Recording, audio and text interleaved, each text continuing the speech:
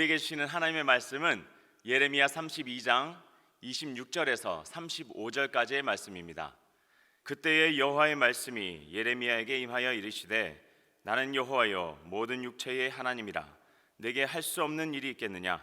그러므로 여호와께서 이와 같이 말씀하시니라. 보라, 내가 이 성을 갈대인의 손과 바벨론의 느부갓네살 왕의 손에 넘길 것인즉 그가 차지할 것이라.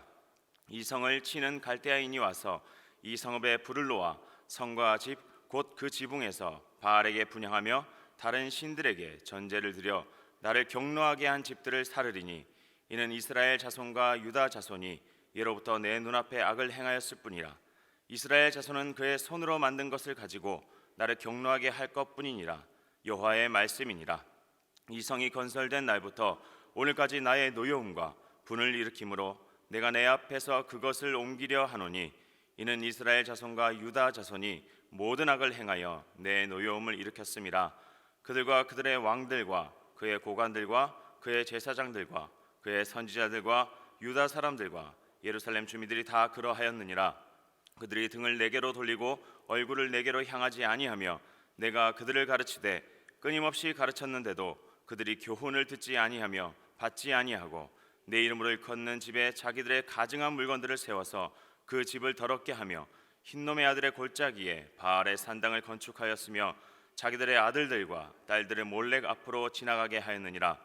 그들이 이런 가증한 일을 행하여 유다로 범죄하게 한 것은 내가 명령한 것도 아니요 내 마음에 둔 것도 아니니라.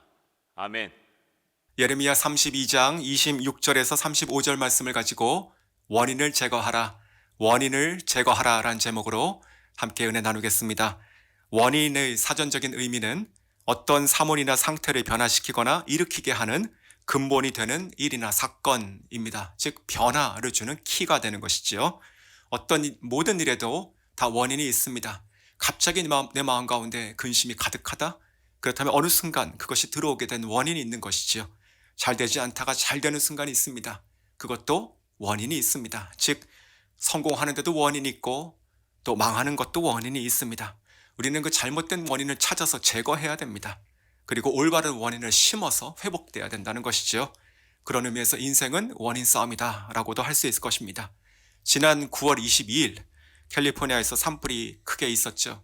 하이킹으로 캘리포니아 북부에서 캐나다로 넘어가는 한 사람에 인해서였는데 그가 쭉 걸어가던 중에 어느 들어가지 않아야 되는 곳으로 점점 가까이 가니까 그 주변에 채석장에 있던 사람들이 그곳은 들어가면 안 됩니다 라고 경고를 했다고 하죠. 그것을 무시하고 그는 계속 걸어 들어갔습니다. 그리고 어느 순간에 그가 갈증을 느끼게 되죠. 목마르다. 그러면서 물을 찾습니다. 그리고 고여있는 하나의 웅덩이를 발견하고 그 물이 오염되었을 수 있으니까 그것을 끓이자라는 생각을 갖게 되는 것이죠. 그래서 그는 라이터가 있었다고 하는데 물을 끓이려고 애를 썼습니다. 근데 그가 진술한 것은 그 주변이 워낙 습해서 불이 잘 붙지 않았습니다. 그래서 나는 그 자리를 떴습니다 라고 얘기합니다. 이것이 원인이죠. 그래서 결국 8,500 에이커, 즉 이것이 여의도의 12배가 되는 크기라고 하는데 그 땅이 다 탔습니다. 나무가 다 탔습니다. 그리고 그 안에 있었던 수백 채의 집이 타고 그리고 수천 명이 대피한 상태에 이르렀다라는 것입니다. 즉 내가 지금 이 작은 불씨 정도야. 내가 목이 마르니까 물을 끓여야지라고 하는 바로 이런 것들이 원인이 되어서 수천 명의 삶터가 날아갔다라고 하는 것이죠. 우리도 신앙인으로서 하나님 한 분만으로 만족하지 못할 때 다른 것을 찾게 됩니다. 이것이 갈증이죠. 그러할 때 우리는 더욱더 나은 것, 더욱더 풍요로운 것들을 위해서 이것을 어떻게 이룰까라고 하며 우리의 삶을 결국 태우게 된다라는 것입니다. 내 안에 있는 이 죄악 그리고 이 심판의 원인, 나의 삶이 지금 이렇게 엮여 있는 것에 대한 원인을 우리가 찾아서 제거해야 된다는 것이죠. 오늘 본문이 하나님의 심판의 원인을 말씀하고 계십니다. 그것을 제거하시겠다는 것이 오늘 본문의 핵심이에요. 오늘 본문 26절이 그때에 라고 시작하잖아요. 즉 이전에 있는 본문 1절에서 25절을 바꿔 들어가는 것입니다. 무슨 내용입니까? 하나님께서 예레미야에게 아나돗에 있는 땅을 사라 라고 말씀하셨죠. 그런데 이 시대가 지금 보니까 시드기야 10년째, 즉 시드기야 11년째 함락됩니다.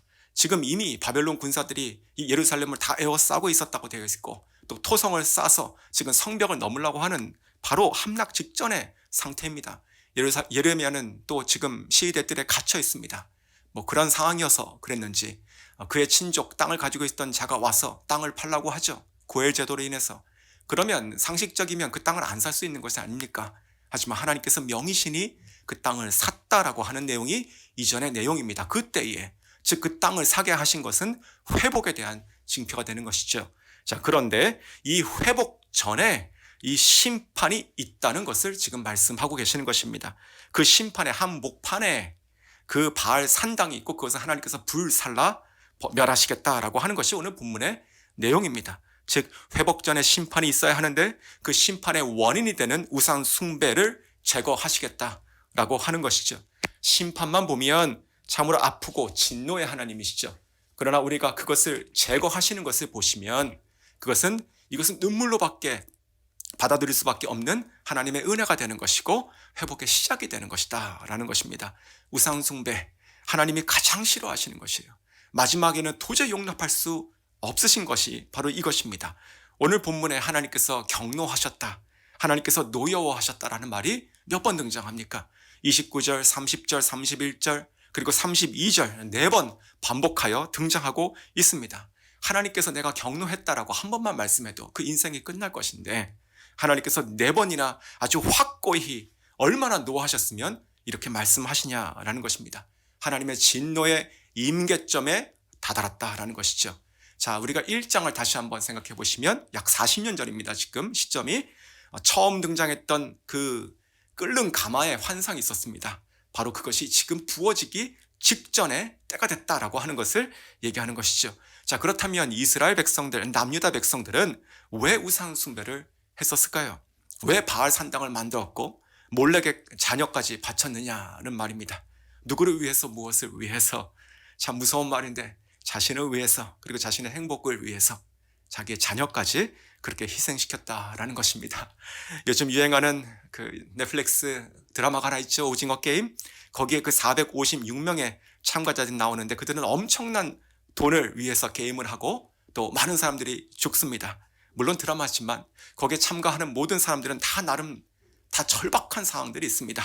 가령 부도가 났거나 사채 빚을 갚지 못하거나 아니면 부모님이 병원에 입원하셨는데 병원비가 없거나 다 그런 이유들이 있다는 설정으로 시작되고 있죠. 그런데 이스라엘 백성, 이 남유다 백성들의 우상 숭배는 전혀 다른 것입니다. 하나님도 섬기고 흰놈의 아들 골짜기에서 바알도 섬긴다라고 하는 것이죠.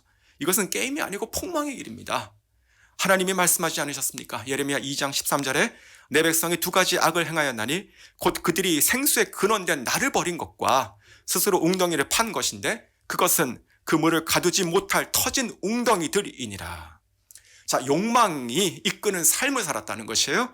그 우상숭배, 그 정점의 자녀까지 헌신해서 드렸다. 자, 뭐 이런 것이 어디 있습니까? 완전 정신이 나간 것이죠. 자, 오늘 35절 말씀 보시면 이렇게 되어 있습니다. 하나님께서 명하신 것도 아니고 마음에 두신 것도 아니다. 하나님께서 절대로 원하시는 것이 아니신 것이죠. 34절에 그래서 이것은 가증스러운 것이다 라고 하나님께서 말씀하시고 그리고 또 내 집을 더럽혔다라고 하나님께서 말씀하고 계시는 것입니다. 그래서 하나님께서 극도로 격분하셨다라는 것이지요. 자, 나아가서 이런 악은 소수의 몇 사람에게만 해당됐던 이야기였을까요? 오늘 성경을 보면은요, 하나님께서 왜 이스라엘 전체를 지금 남유다를 심판할 수밖에 없는가라고 하는 이야기가 또다시 질문 반복되고 있습니다. 자, 사과가 만약에 어느 부분이 썩어 있으면 고깃만 도려내고 먹으면 되는데 이것을 다 버릴 수밖에 없게 되는 상황이라는 것이죠. 즉 남유다도 이제 다 망할 수밖에 없게 된 이유가 있는 것인데 모두가 전체가 다 한 속으로 다 그렇게 죄악의 길로 들어갔다라는 것이죠. 32절입니다. 이스라엘 자손과 유다 자손이 모든 악을 행하여 내 노여움을 일으켰습니다. 그들과 그들의 왕들과 그의 고관들과 그의 제사장들과 그의 선지자들과 유다 사람들과 예루살렘 주민들이 다 그러하였느니라. 자, 이것을 지금 우리에게 적용을 해본다면 가정이라면 남편과 아내와 자녀가 다 그렇다는 것이고 어떤 회사라면 사장, 부장, 사원 다 그렇다는 것이고 또 한 나라라면 대통령, 장관, 동장, 주민들까지 다 그렇다는 것이고 또 교회라면 목회자와 직분자, 평신도, 세신자까지 다 그렇다는 것이잖아요. 이게 총체적인 심판의 대상이 되는 것이고 원인을 다 가지고 있었다. 참 무서운 지금 이 현실을 보게 되는 것입니다. 이 원인을 반드시 제거해야지만 하나님께서 회복의 길로 들어가시는 새로운 터닝 포인트를 맞으신다는 것이죠. 지금 내가 가진 그 어떠한 크고 작은 문제가 있습니까? 그것이 별거 아닌 것부터 시작해서 나의 삶이 깨질 것 같은 그 순간에 이르기 직전에 있는 것까지 반드시 원인이 있습니다. 그것을 우리가 바알 산당을 제거하지 않고서는 하나님께서 회복을 주시지 않는 것처럼 우리는 그것을 찾아서 반드시 제거해야지만 된다는 것이죠. 자, 그리고 하나님께 다시 우리는 정말 돌아가야 됩니다. 오늘 깨지더라도 돌아서 살아야 된다는 것이죠. 하나님을 100% 아니 200% 붙들고 신뢰하고 살아가야 된다는 것입니다. 27절 말씀에 이렇게 말씀하시죠. 나는 여호와요 모든 육체의 하나님이라 내가 내게 할 수 없는 일이 있겠느냐. 하나님이면 충분하다는 것이지요. 하나님께서는 심판도 하시지만 회복도 하시는 분이세요. 하나님께서 모든 것을 모든 육체의 하나님 되시고 나의 인생의 생사화복을 주관하시고 일을 행하신다는 것이잖아요. 그런데 이것은요 또한 17절 이전 본문 17절에 이 예레미야가 이렇게 고백했던 것이 있습니다. 주에게는 할 수 없는 일이 없으시니다. 자, 이것에 대한 예레미야의 고백에 대한 하나님의 화답이에요. 이 하나님께서 이 고백이 지금 우리에게 필요하다는 것입니다. 하나님 정말 그렇습니다. 하나님 한 분만 하나님께서 모든 것을 하실 수 있으십니다. 내가 하나님께 다시 돌아갑니다. 헛된 우상을 버리고 돌아갑니다. 라고 주님의 손을 붙잡고 낯선 사람, 헛된 우상의 손을 과감히 놔야 된다는 것입니다.